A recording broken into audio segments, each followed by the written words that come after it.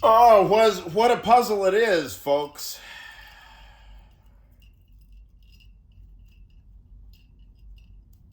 How did it become a puzzle? How did it become a puzzle? Now, I was at my local bar and grill. I'll say the name. What the hell? It's called the Frying Pan, and it's in Industry City here in Sunset Park. And I will refrain from sharing names. I will just make the comment. I asked, dear bartender, I said, now when you had your high school civics, or let's say elementary school or junior high school, indeed, any civics course, because we had, as American boys and girls, we had some form of social studies, civics, U.S. government, U.S. history, anything like that. We had such a class every single semester. Every single semester, even if it wasn't every day. You know, let's suppose you went for a semester without a class in U.S. government or whatever. Well, it's been known to happen, but any boy or girl or anything over and above and in between who has attended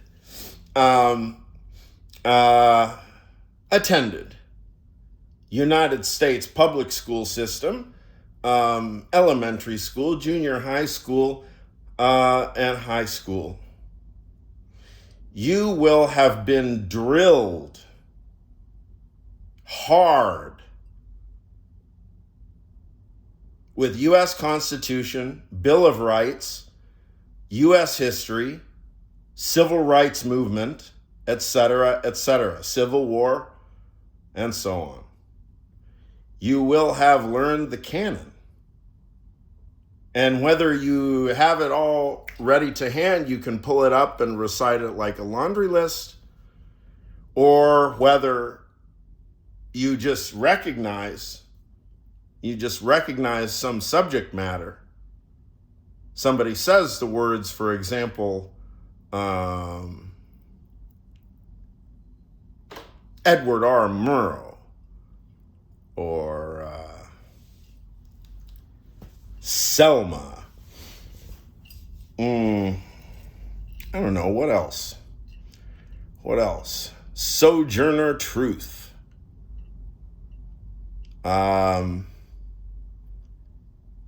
Yeah, any American person, I know for a fact because I know it empirically. I've seen our public school system. I've been to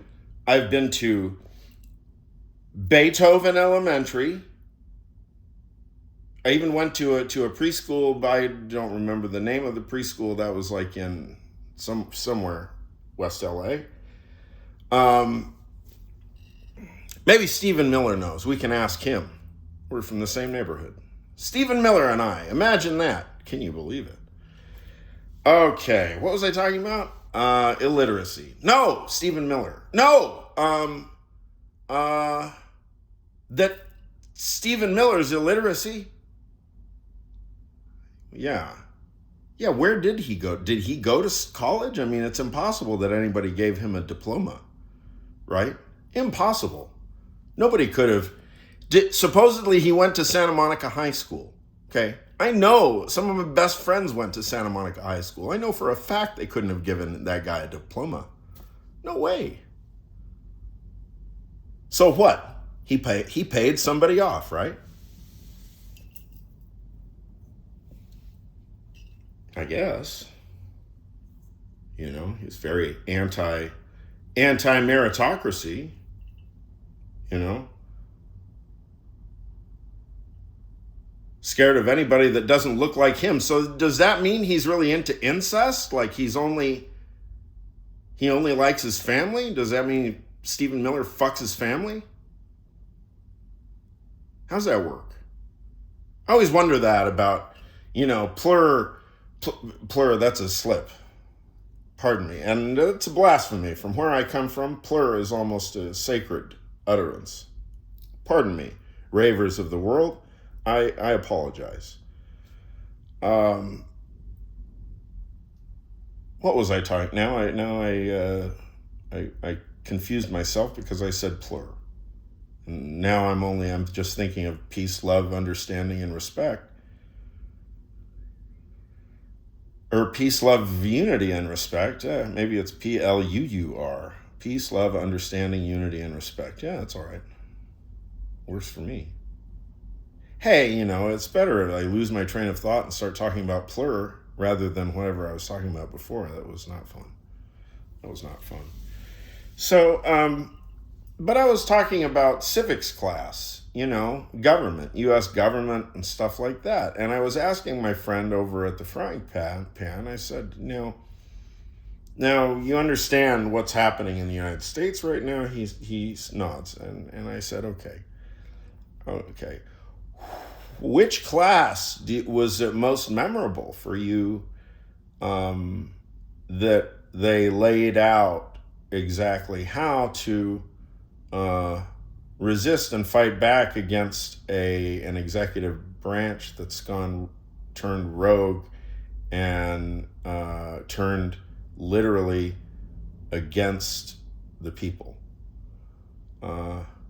And he started laughing, and he shook his head, and he says, well, no, they didn't cover anything like that. Now, I found the response a bit interesting. Not that, in my education, they covered that a big, tremendous amount. But, the hypothesis, definitely hypotheticals were floated. I mean, people loved hypotheticals. Teacher, what if? Teacher, what if somebody takes power and then they block such and so, they such and such a ways that then when the check check is coming from the other direction, that they will block the check that way. And then maybe somebody let's say there's a senator, let's say a senator that's thinking in terms of decades, right? For the ages, right? And the senator stacks the court. Teacher, what if the senator stacks the court? And then, right? So usually what happens is that these kids would be cut off somewhere right in the midst of their imagination running away with them. Because of course, even if the teacher is a good, card-carrying lefty and really cares about the legalism and the word of the law and the rule of law, et cetera, and being a stickler, which quite a lot of instructors are at higher levels, starting I suppose in high school. Well,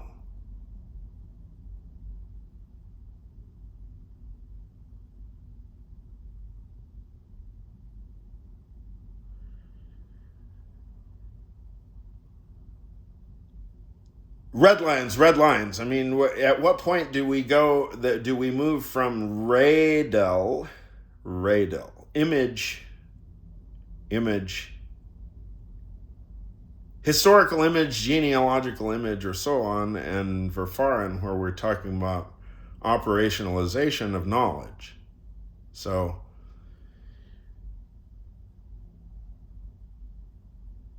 there would have been no reason in a U.S. civics class to really discuss, what does one do if, worst case scenarios. Like, teacher, what if, what if some of our classmates get hold of semi-automatic weapons and they storm into the school and they just start opening fire? What happens then, teacher? Oh. Well, it doesn't do very good, does it? To really go red hat, blue hat, my thought experiment from the last video, right? What if it's MAGA versus meth? So you got the red hat, it says MAGA, and you got the blue hat, it says METH, okay? And who wears the blue hat? Well, you know who wears the red hat that says MAGA on it. It's Donald Trump. Okay, who wears the blue hat that says METH on it? Walter White. That's right. Bryan Cranston. Make everything tweaked hard. Yeah, that's something that like a speed freak might say. METH. Make everything tweaked hard. Right? Hot damn, I'm gonna name the video this. I'm gonna name this video METH, make everything tweaked hard. Okay, who wins? Who wins? Walter White wins that election, right? No question. Because Donald Trump is rinsed and we not want new shit. And anyway, like blue meth is coming up. And anyway, blue states, blue meth. Come on. I even got the fucking new specs, right? Blue up in this fucking, everything's blue meth. Blue meth. Walter White, Bryan Cranston, Taylor Dearden.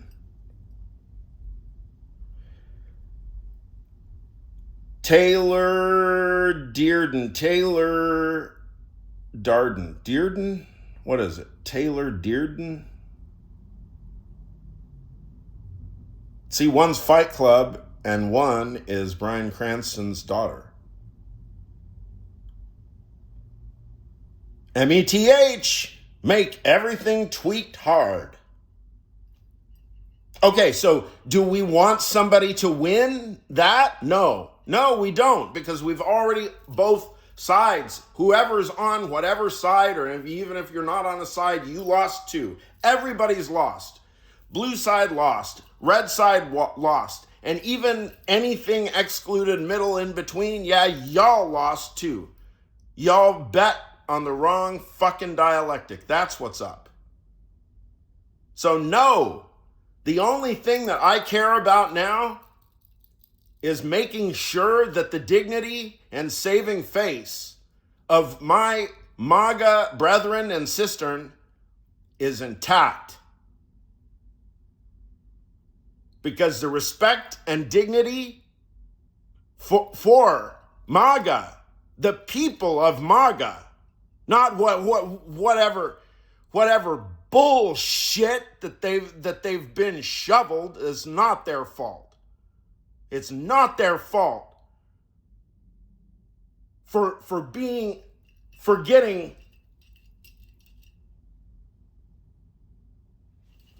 smushed in the face with rubbish by somebody who says, I represent you.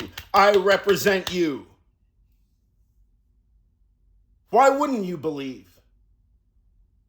Why wouldn't you believe? And he says, yeah, you know what? I fucked the system and I am a billionaire. I know how to fuck the system, right? Okay, all right. Well, you roll your dice, right? Better hope they fuck the libtards, right? Because then if it turns back around on you and they start fucking you, oh, Nelly.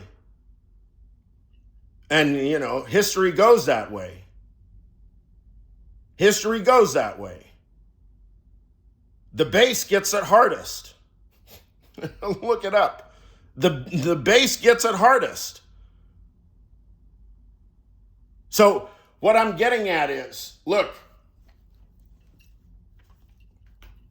if you are card-carrying MAGA, as I am, card-carrying MAGA, ladies and gentlemen,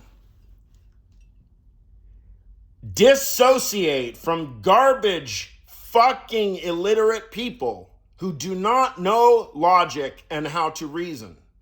Now, logic and reasoning is what? It's that you can describe, if you, let's say you want to tear an engine block apart. Pardon my, you see, you know that I've never opened, I've never taken auto shop, and shame on me. Shame on me.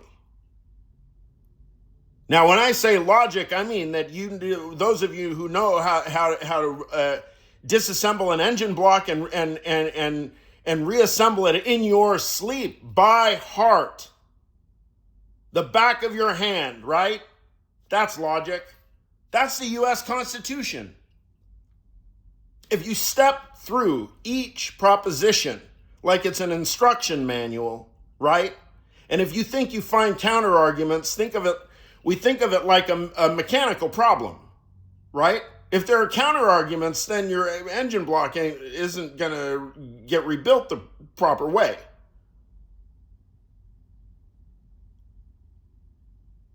Mistakes are mistakes. Mistakes aren't ideology. Mistakes are, can you do arithmetic?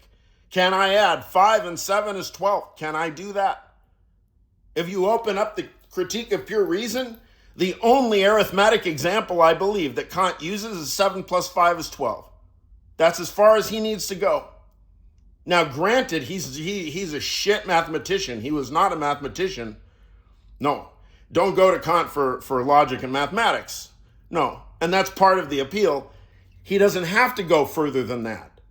But my point is, look, how many of us know a child who's perfectly prepared to talk to you about 7 plus 5 equals 12? Yeah, that child and Immanuel Kant, right? Look. The American people have logic.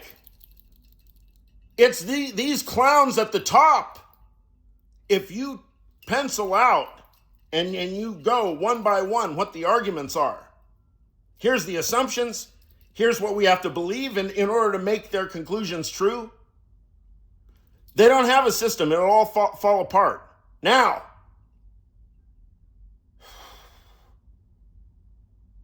if racism really is the problem, I don't know. Why should racism be? I mean, what kind of ancestors do we all have? Well, you can have some illusions that you come from like a pure platonic substance or something, right? That the color that you come from is as pure as the color white off the Pantone wheel or something, right? But you better believe how many generations you want to go back to the beginning of time. Trace your genealogy all the way back. Okay? Now let's take a photograph of every single individual in that history genealogically, all the way back to the beginning of time, right? Until we can't even recognize it's a human. It looks like some kind of a, fish mutant, right? That's your number one ancestor, fish mutant Jones, right? And mine's, six-headed slug Forgattis.